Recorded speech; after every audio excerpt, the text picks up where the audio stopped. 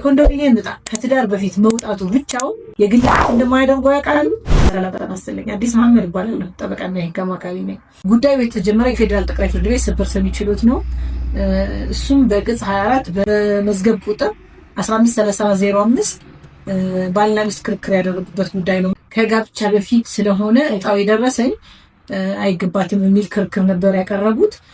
ነገር ግን በዚህ ጉዳይ አመልካች የሆኑት ወይም ደግሞ ሚስት ያቀረቡት ክርክር ምንድን ነበር? አንደኛ ጋብቻው ከመፈጸሙ በፊት ዕጣ ይውጣ እንጂ ውሉን የተዋዋሉት ባንክ ሄደው በጋብቻ ውስጥ ነው።